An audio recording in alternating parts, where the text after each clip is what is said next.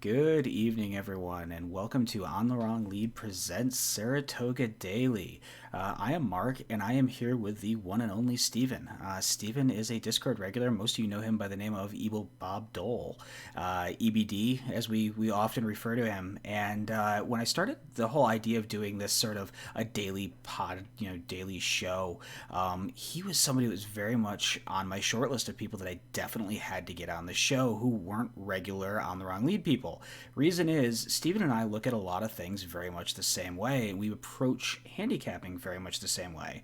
So, both of us are people who play multiple tickets. We're trying to leverage and find value by playing multiple tickets in a sequence, and he does it differently than I do. I'm a very much an ABC player. He is a multi ticket guy with his own sort of approach. And Steven's also very cool that he throws all the stuff he does out there and makes it public. So we're going to talk through a little bit of the Saratoga Saturday card, and he's going to walk us through some of his very very very cool spreadsheet work that he's done, and we'll go from there. But first off, Steven, or EBD, we'll call you EBD. Yeah. So EBD, what have you been seeing at Saratoga so far this meet? I haven't played as much as I'd like. I work night. I'm very glad they're running, first of all. I think a lot of people do not appreciate that fact right now. It's very tough. Uh, but I think we actually saw a little bit of a change today in some of the biases. This track is I mean, I know you kind of went on a rant yesterday on the, the track being changed from the wet, the drainage. But I'm enjoying this meet so far. I can say that. Yeah, I mean, I was going to say, if we're talking bias data, I think we had the first horse wire a turf race this meet, and that happened today. So speed has all of a sudden gotten a lot better on the turf, and we saw more horses that were, forwardly placed doing better. I still don't think you want to be on the front end on the turf. I think it's definitely closer friendly, but it was a little better today than it had been. And the one thing that was everybody in the Twitter sphere and all over everything has been talking about, you can't close on the dirt. Well, all of a sudden now we had a course come from about 20 lengths out of it in the last furlong and a half and get there. So, Dylan Davis with a very nicely timed ride. So, I think some of the things people were saying are different, have been proven to not be quite as true. But what I will say is the one thing with a bias doesn't mean that happens every race. It means it's more likely to happen. So I think we get people that they get a little too into one mindset. So At Oaklawn this year in Churchill, I think we saw a very strong front end bias the whole meet. But we've been racing for 8 days or whatever the actual number. There's a big difference between 8 days and 30 or 40. yeah, You take each day. I remember one day at Oaklawn, it was like for a while they did favor some off the track or off the. But then the next day, next 14 horses, no one was within 5 lengths. It's the way yeah. it was, and you got to pay attention. Yeah, and you do have to pay attention. And I went a bit of a rant last night about people talking about the bias, and that they redid the surface, and that's a whole separate thing. Watch our YouTube live stream from last night. I went on about a 5 minute rant. I got a little fired up. But let's talk a little Saratoga. Let's talk this Saturday card. You had wanted to focus in on the late sequence, and hopefully you can walk us through it, and I can make sure I'm on the right cells here for you. Well, I've already built my ticket, and everything may change tomorrow, but it's on the Saratoga 725 sheet. I built a late pick five here, and like I said, all my tickets are built. I've got an ABC structure over there for a relative guideline, right? Sometimes the way I build, a B might be closer to an A or closer to a C. That's how many times you want to use it. So in this first race, we've got two Chad Brown entries. This is race 7. Uh, Chad Brown, we were talking, of course, before the stream started. Chad Brown's a very hard guy to either have to single him sometimes or just toss him. And his horses here, I don't love, but I can't toss him either. I really like this 9. I think he's an easy A. He's only run 2 races, and he closed on a slow pace, which is pretty tough to do. also like the Cassie horse. Uh, he's ran 5 times this year, but Cassie at Saratoga has not been good. We'll get to some of the stats later, but I also use the other Chad Brown as a B. Those are the only 3 horses I want this. Um, I actually have this wrong on here. Sorry. No, you're fine, man. I saw it and was sort of scratching my head a little bit. That's not right. Well, that's a little bit. No, that's all right. So let me talk this race for a second while you're fixing some of your data. Proven Strategies, the 7, the Cassie horse. I don't like Mark Cassie in New York. Horse on paper is probably the best horse in the race. But works came back poor. Horse doesn't necessarily love to win, and I think this is a lot tougher than than some of those races, an optional 20 at Gulfstream Park type race. So I have I'm using this horse, but probably as a B. And I think you over here in your ticket maker were using a lot of the 9. Let me hope I have that. Yeah, you had the 9, and that is Montauk Daddy, and I think you actually meant to probably have the 8, which is Lonesome Fugitive. Yeah. Yeah, I know. My PP. Oh, is your PP different? Oh, that's really bad. Yeah, that's fine. I knew what you meant. I figured you weren't on that horse. Lonesome Fugitive is of the Chads in here, I think the better one. The fig on that last came, rallied into a very slow pace, got up to win. Obviously, maiden breaker last out, first time versus winners. But this is Chad Brown. This is Saratoga. He does things like this all the time. And I think that this horse has one of the best figs, and obviously an improving speed pattern. So it's a horse that does make quite a bit of sense here. And I think, yeah. So sort of who else did you like in this pick 5? And also explain a little bit about your ticket structure and how you're sort of leveraging your A's and your B's here. So how I approach a pick 5 is completely different. I look at each individual race, and there were 2 races I really liked. I think you guys had spread, and I'm trying to find the actual entry so I can get this right. But in the featured race, I think Volatile I think that's a horse that's going to be very interesting. I'm going to build my tickets around him most. I think there are only 2 horses I want to use that race, period. If anyone else wins, which they can. Don't get me wrong, when I build a ticket, I can't just keep adding horses. You have to make cuts somewhere, right? So my most confident is I think either Whitmore or Volatile is going to win that race. I don't think anyone else will. They can, but I'm not going to bet on that. So from there, I look and see what other races am I confident at, and I kind of build my structure around those. And it's actually the first leg. It's funny because I have the wrong horses in, but we'll get there eventually. No, that's fine. I've actually flipped over to my PPs so we can actually take a look at a more conventional PP and actually see past performances. Then we can go over and look at your ticket structure. I do agree. Volatile is the most likely winner of the feature race. And so I oftentimes will do this, and we've talked about this. How do you leverage up, or how do you find value in a sequence?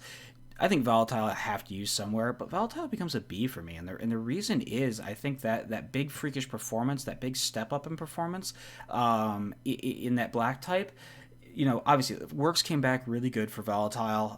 Actually, best works in the best workout report in this group. But I think this is the kind of horse that kind of screams bounce. Santana's over 17 on the meet. Asmussen's been firing okay, but obviously not with his normal rider Santana up. And honestly, this horse is going to get out and be loose on the front end, and that hasn't been working on the dirt. Every time somebody's tried to do that, it's fallen apart. So there's 3 or 4 things in here that I go, man, that's scary. The horses that I want the most of in this race are Mind Control, the 5, and I want the most of Whitmore in here.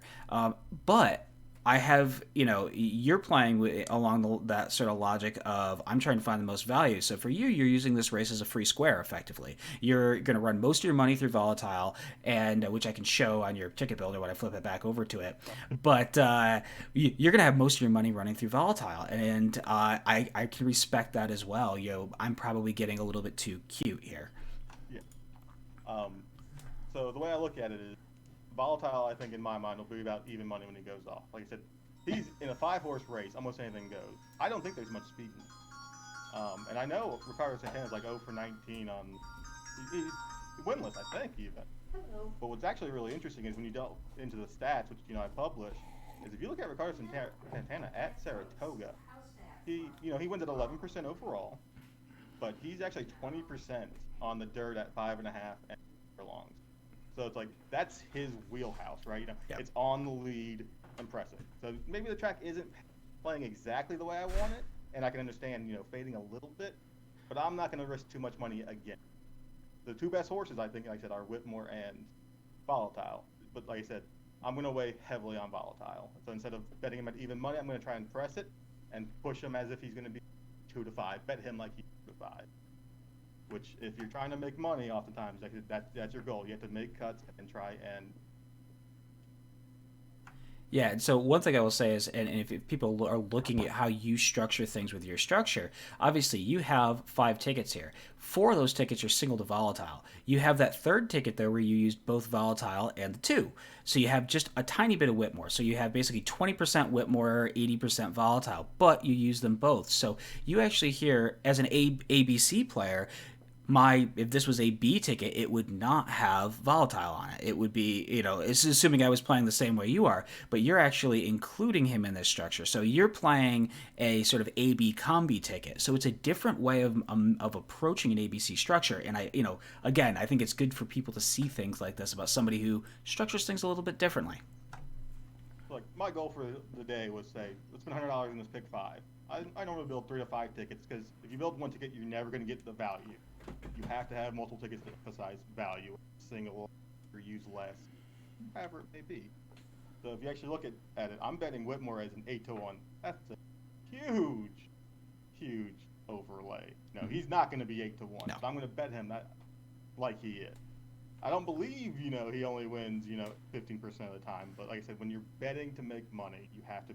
When you have a budget, what you got to do? You have to have your opinion. Okay, so walk us through here this money invested in a horse over on the right side. Just so, and obviously, one thing is I will put links to these spreadsheets that you use to create these, in the description of the video, and people can play with this spreadsheet that you use, and I'm sure you would give them some quick pointers on how to use it. But I love this money invested in a horse thing because I've had you run the math for me before. Yeah, I think it's actually very cool. I'm very proud of that.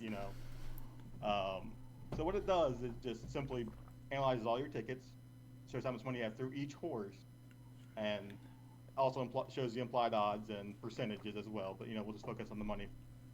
I bet $95 total on this pick 5. 83 of it is through volatile. So that's 87%. As I said, I'm betting him at basically a 2 to 5 horse.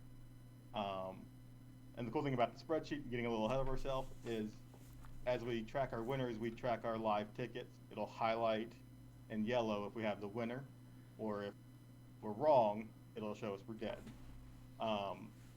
But so when we're approaching a race, like I said, my strongest opinion is clearly volatile. I said that. The other 2 strong opinions I had, if you look at the implied odds section, which is just over here, I'm going to highlight so you guys can see. Well, I really like the 8 in the first leg, and then leg 3, I like the 4. Those are horses I believe have the best chance of winning. You can even pretty high in the last, but so that's how that works. You gotta sit there and say, are these the odds I think the horse can win at, or I'm comfortable betting them addedly? Yeah, one thing I really like about this is oftentimes you'll put an ABC, especially for newer ABC style players or people that I shouldn't say ABC, multiple ticket players, somebody who's trying to, best leverage their opinion. You're past that point of where you're playing a big caveman ticket where you're putting every potential horse you think could win into a ticket, and you're actually deciding, I think these horses have a highly likelihood or less of a likelihood. When you first start getting into those, creating multiple tickets, one thing people often have is they'll play the structure and then they'll have a favorite miss, and then they don't realize till after the fact how much of that ticket structure was running through that one horse that they had. They're not really analyzing the sort of odds, getting true odds and true odds to their ticket. So you're effectively playing a $95 structure with 83 of that going through one horse. So you're getting that horse. You're assuming that horse is, I Two mean, to five. He's going to be even money. yeah, I got you're effectively putting 2 to 5 kind of money through him, but I bet you're going to probably get more than that on the board. We were saying probably even money, so you're actually over leveraging that horse, and you're thinking that that horse provides more value than even money, or even more value than the 4 to 5. I think he was in the morning line. So there's these things with sort of, I think a lot of us talk about ticket creation and ticket structure and how do I play it. This is a way of actually being able to say, geez, I have this much money going through that horse.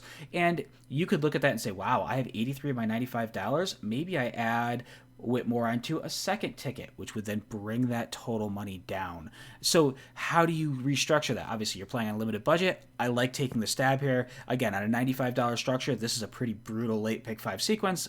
Mad respect for it, but I've seen you use this very effectively. I remember you took something down at Churchill that was a very nice score where you used this type of a structure, and I was impressed with it. So, not to go on too big of a rant like you did yesterday, but what gets me upset is use the chalk where you should and spread where you need.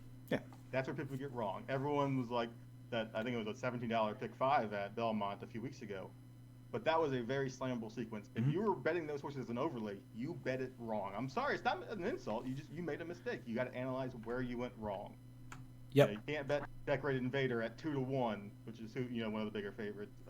Like if you bet him at 1 to 5, you're more likely to get your money back. If you beat him, you're gonna get more paid, but you got to bet him properly and the sequence properly. Yeah, no, I completely agreed. And I also think, like if I would imagine the sequence today at Saratoga, that early pick 5, I don't know if you were awake for it or not, but that was a sequence I capped and I said, this looks like a chalk fest. So I played a tiny pick 5 for me. I had what was it? I think it was about a $65 or $67 pick 5, which I'm somebody that normally when I play a pick 5, it's a $250 ticket. But that $67 play, my all A ticket was 3 times leverage. So even at that, I was extremely skinny. I had 3 ice cold singles in the sequence. It chalked out like I thought it did. It still paid, I think I caught a C in the last leg. It still paid like $330. It was a nice score, but you have to cap the sequence that you have, not the one you want to have. You can't just chase prices because they're there. They have to make sense and find what you like about them. Don't bet a horse just because. You got to find, I like this horse, why? Which I didn't do a very good job explaining. We're going to go back and we're going to actually do a good job at this now that I've got the right horses. Man, I'm a little more confident. No. Let me flip back here to this. This was the 7th race you wanted to talk about, right? Yes. Yeah, mate. Go right ahead. The thing with Chad Brown we talked about, because you're never going to find value. You should bet him properly. To me, it is all about the 8 horse. He has the best races in this race. His last race at, where was it? Gulfstream had to actually go down there. Yeah, it was Belmont was his last, a mile on yielding turf. Yeah. Yeah, so it was a very slow race. He closed very well. Now, when you look at just straight times, which is something I do, it wasn't very impressive, but he did what he needed, right? It's the same as capping a sequence. He has to run the race he's in. If it's a slow pace, it's a fast pace, whatever. He did the job. He got it done. So I think he's a very easy either lone A or A B. Because I do like this Cassie horse. I haven't looked at works or anything, but no, I was gonna say just a note on your 8 and what you were kind of talking about. This horse fired into a slow pace. Well, if this horse had pace to run into, that figure could have been substantially larger. So everybody's looking and saying, well, his figure is there's 3 or 4 others in here. Well, if he had some pace to run into, maybe he runs a 95 and then that horse goes off at 3 to 5 in this field.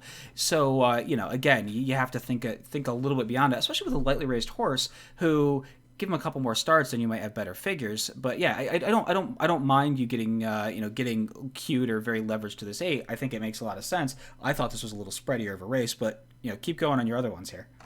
Yeah, the only other one I'll take the other Chad Brown. Like it's not I'm going to use the 2 Chad Browns. I like the Cassie horse enough where even if he has not been working out too well, his best races are good enough to win. And also, he will be probably a little bit of an overlay in horizontals in my mind. I think most people either single the 8 or take 6-8. Just take the Chad Browns or not. Yeah, Yeah, no, I like that, and I think I think we talked about this before we hopped in the stream. With Chad Brown, they're going to be overbet. You're not going to find value in Chad Brown horses, so there's sort of those A type horses you have to use.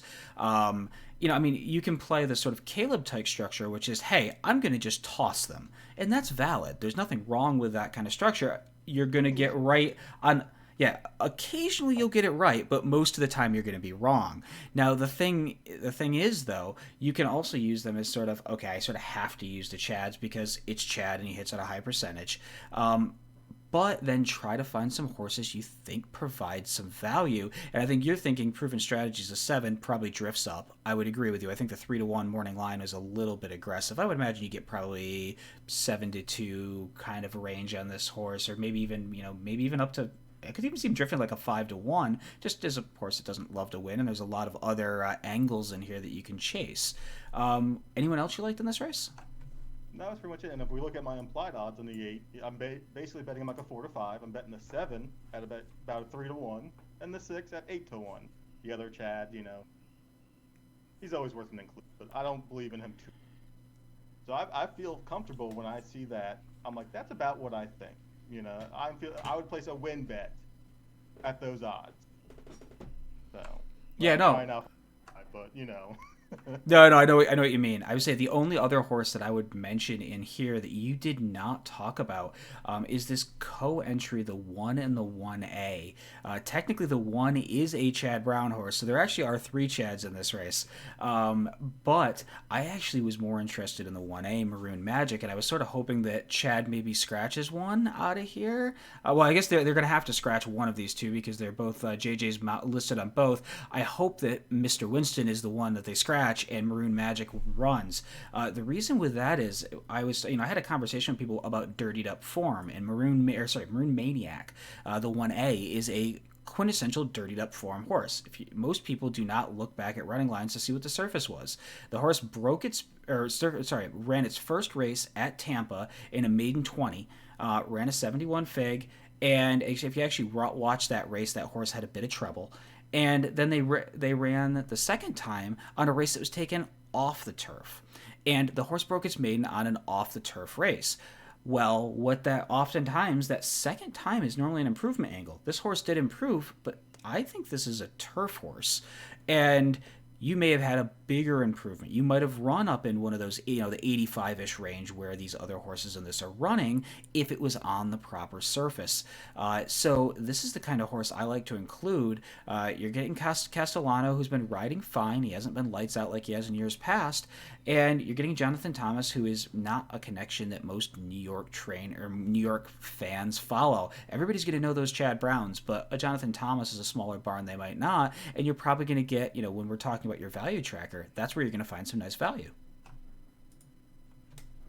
yeah, especially especially when they start him on the turf and then he gets washed off. They clearly want him on the turf, right? Yeah. So that was their goal. So it'd be nice to see how he runs back. Yeah, agreed. I think we've got enough time if you want to talk a third race in this sequence. Is there anything else that you had that was sort of a high confidence where you want to talk about? Actually, I'm going to talk about the next race, which is my low confidence, which is kind of sometimes where, as if I decide, I play 1 pick 5 a weekend usually. I focus on the track, which is usually the feature track, or just Saratoga. So I look at this race 8, and I don't really have a strong opinion. I think this is a wide open race. I can't find the value I want. I don't have confidence in my picks. I don't think there's a standout. I think there's a standout in the 6, but I'm not very confident to say that. I think he is a standout, but I'm pretty weary on him due to whether it's jock or whatever it may be. But so my goal in this structure is I'm gonna take the chalk to start, chalk in the feature. I'm gonna spread in this race because I think this is a very volatile race. I think there be 5 or 6 different winners, and they might win very often. I might put the 6 at a roughly 15% win, and then some other horses. I think it's just a wide open race. So we're talking race 8th, correct? Racing. Okay, Yeah. cool. So just want to make sure I had it here. Yeah, I honestly didn't. I didn't. Yeah. I'm going to fade the 6 prioritize just a touch from a horse. From the fact that this is a horse that I think doesn't like to get his photo taken very often. So, but what horses were you on in this race? So I have the 1 and the 8 as A's actually. I used the The 6 is a B. I like the 5 and 7 as shots. I'm going to use them on a couple tickets where if I can get those home, I'm going to be able to get just a real quick thing. Like usually I build my tickets to try and hit $300 paying ticket a few times, right? It's the goal. If you're just hitting it once, that's whatever. So if I have the 8 singled and he does win and the 4 wins, I know it's going to be a pretty chalky sequence. It's not going to pay $1,000. It might pay 500. But if I can get it 3 or 4 times by beating the 6 or the 1 or the 8, whoever everyone thinks is, like I said, I think it's a wide open race. All these horses are basically the same to me. They all have some good things, some bad things about them. So I just wanted more to talk about like this is my spread race and how I'm betting. If you look, I don't even have a horse below 3-1. So like there's no way I could place a win bet in this for me. It's like I don't have confidence. Yeah, and I would agree. This is the kind of race where I'll be watching the board, and if I see somebody that I think should be shorter than they are, I might place a spot bet. But I'm not planning on a win bet here, and I'm not planning on any real structure through this race. I completely agree with you. I have 7 horses that I think are viable here. I can see that, obviously people can look along and they can see that you're using the horses like the 1, the 1 and the 8 I think are on every ticket for you, which I would completely agree with. The same thing. You have this co-entry in here. I think Pletcher is actually using another Pletcher as a setup horse. I have a feeling that Money Moves really here is a rabbit to try and set up your to blame, which is an odd move for Pletcher. So maybe he thinks they're both live and they both have a chance in here. Obviously Money Moves is undefeated, but I would think one of those part of that entry is going to be interesting. And I think, and obviously they both go with different big name jocks signed up on each one. I think somebody like I Love Jackson, the 5, obviously Linda Rice has been stupidly hot this meet. It's interesting she put a bug up on this horse. I'm trying to understand because Lascano is here and Lascano is riding and he doesn't have a mount in this race. So I'm trying to understand what the logic is here. Linda can be very, very savvy, so maybe she thinks that the weight break will help this horse. She could also be trying to get a win into Cardenas, give him another win. There's an old conversation called barn money, which is the idea is if you're a trainer and you think you have a real live shot horse, you put some sort of no-name jock up on it, odds are going to drift up because, that's not a jock you use all the time. And then you'll find the trainer betting a lot of win money on their own horse. And then when that horse wins, they take those winnings and they'll go hand them out to all the grooms and to all their hot walkers and things back in the barn. It's referred to as barn money, and it's how, if you're a trainer and you're having a good meet and you want to help out all the people that help you, sometimes you'll hook them up like that. So I almost wonder if that's the angle here. It was a horse that I liked too much not to include in here. We're very much on the same horses as well. Latone, the 7, kind of is the speed horse, seems to be the logical player. I just don't love the run style. I think this horse is going to be very forwardly placed, and they have not been holding on. But Junior obviously does have a pretty good feel for this one with the win last out. And the 8 locally owned, the Al Stall trained horse, with T-Gaff up, I think that's another horse that makes quite a bit of sense and should get that kind of trip that's running, sitting off the pace and being able to close into it late. So very much agree with all your picks. I think we're on similar horses. We're both going to be structured differently in here. But I like you kind of peeling back the layers and showing us how you're using your tool to build tickets. Yep. I just want to finish out by saying 5 and 6 in the last are the only ones I really want, but those last races at Saratoga, sometimes you get those very cute horses that do come. So I do want a little bit of the 4-7. Pretty much all the races. I completely agree with you. I don't remember one of the horses in that race had very bad works, and it was either the 5, the 6, or the 7. I haven't moved around yet, so I think it was the 7, meaning that the 5 and the 6 were the 2 I wanted in that as well. So I think we have this sequence capped very similarly. That's almost a little scary because that means that I wonder how many of the home gamers also have it capped the same, and is there going to be value there? But I'm going to let Steven go. I think we're actually going to shoot a second video and cover some of his statistical tools that he's using. Thank you very much, Steven, for joining us. We'll definitely get you back later on in the meet because I like your handicapping opinions. And until next time, good luck at the races.